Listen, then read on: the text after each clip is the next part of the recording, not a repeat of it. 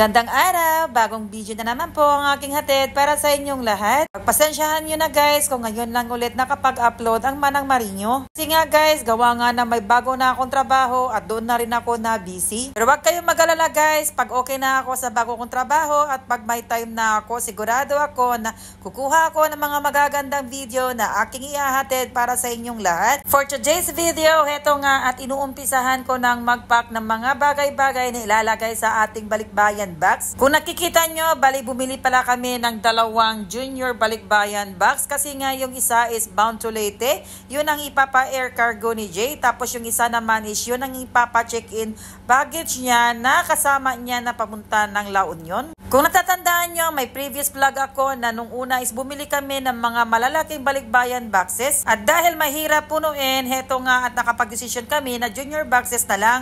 Tapos yun nga, nakabili kami tig 25 real lang isang boxes. Oh, mahal na ngayon guys. And nakapamili na rin kami ng mga ilalagay namin. At dahil nga guys, yung mga napapanood namin na mga nangyayari doon sa ating airport is minabuti na namin na ilagay na lang yan sa box at ipadala na lang ng air cargo bound to Leyte. Para iwas aberya, iwas tanong-tanong, mga ganun ba? Baka yung dala mong chocolate is makonfiscate pa. Naku, sayang talaga. Kaya nga sabi ko kay Jay, wag ka na magbibit-bit ng mga chocolates. Kung papunta ka ng La Union, doon ka na lang bumili ng chocolates sa Duty Free Pilipinas. Pero papunta sa inyo is ilagay na lang natin doon sa box. So eto na pala yung mga sinaunang laman ng aming malaking box. So ang gagawin ko dyan is isa-isahin ko na naman na ilalabas. Naku, Diyos ko, nakakahilo talaga yung yupa-yuko-yuko dyan. At kung sa Jay lang naman talaga guys, ang gagawa niyan is hindi mo talaga maasahan ang lalaki na yon. Buti na lang kamo at day off ngayon kaya may time talaga na mag-ayos-ayos. Akalain mo, inutusan ko pa nga siya na umpisahan niya na nalagyan ng masking tape ang mga boxes.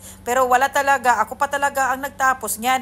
Kaya nung naayos ko na ang dalawang boxes, heto nga, nung inumpisahan ko ng tanggalin yung mga pinaglalagay namin sinauna sa loob ng mga malalaking boxes. Diba dati dalawang malalaking boxes yan, isa sa akin, isa sa kanya. Dahil nga sa akin, hindi na matuloy-tuloy yung pag-uwi ko ng Pilipinas kasi nga guys, gawa nga na marami ako mga applications dito. Sabi pa nga ni Jay nung una is mauna na daw akong uuwi bago siya. Pero sabi ko naman sayang din naman ang pagkakataon pag dumating na yung mga applications ko at tanggap ako is talagang sayang. At dahil pabakasyon na nga siya ngayong first week ng June ito at inaasikaso ko ng lahat-lahat ng mga dadalhin niya.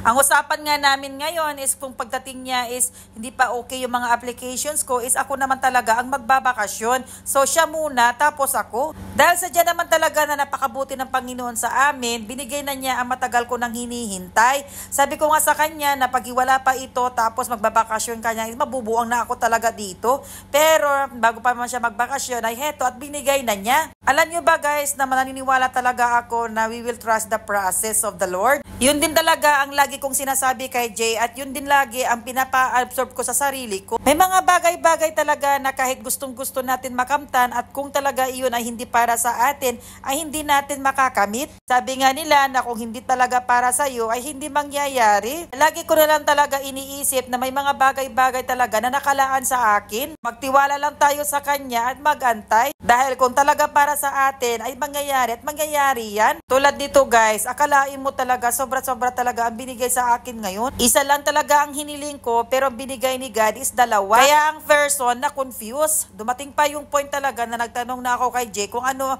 ang pipiliin ko sa dalawa. Sabi naman ni Jay kung saan daw ako masaya at kung ano daw ang nasa puso ko is yun din talaga ang susundin ko. Kaya heto nga guys, dito tayo napadpad ngayon sa bagong industry at bagong career natin. So ang industry na ito ay bagong-bago lang to sa akin at dahil willing to learn naman tayo is walang imposible, diba? It applies naman sa lahat ng bagay. Walang mahirap, walang madali.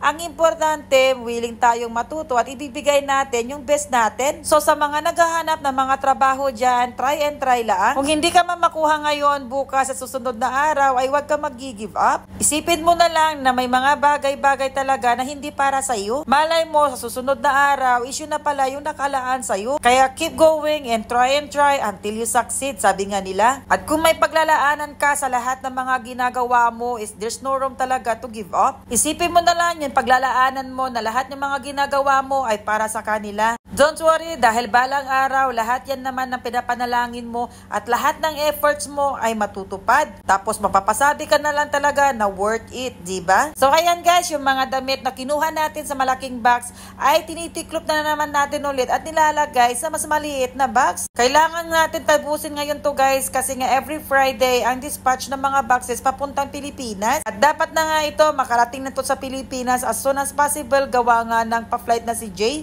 So sa box na ito ay sadya lang talaga na maraming mga anik-anik na mga damit dyan, mga pinaglumaan at syempre may mga bago din. May mga damit din dyan na mga butas-butas, ewan ko ba? Kagaya nyo rin ba si Jay guys na imbis na itapon na o gawing basahan na gusto pa talaga na ipadala sa Pilipinas ba? Ewan ko kung malulungkot or matutuwa ba yung makakakita niyan kasi butas-butas mga yung iba. Dahil yan ang request, wala akong magagawa kundi ilagay lahat ng mga damit niya dyan sa loob. Dinagdagan lang namin ng konting kape at chocolates. So hindi katulad ng mga ibang mga nagpapapagahi dyan na may mga dilata, mga asukal, sabon at mga iba pa. So after 10 years, eto na at nailagay ko na lahat sa loob ng box.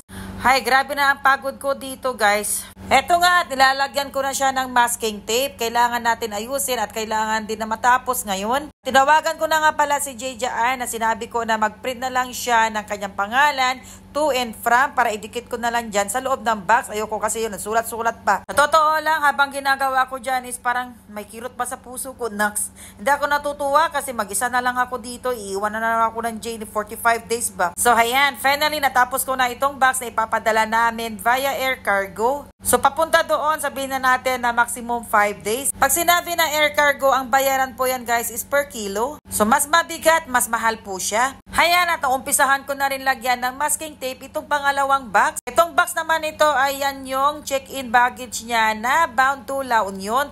Yan yung isasama niya guys na papunta ng La Union. So ang laman nito ay yung mga damit niya at saka mga damit ko. At kunting kagamitan para kay kuya na magagamit niya sa kanyang boarding house. Tapos yung hand carry niya is doon niya ilalagay yung pinamili namin mga cellphone at saka laptop. So ayan guys, maraming salamat!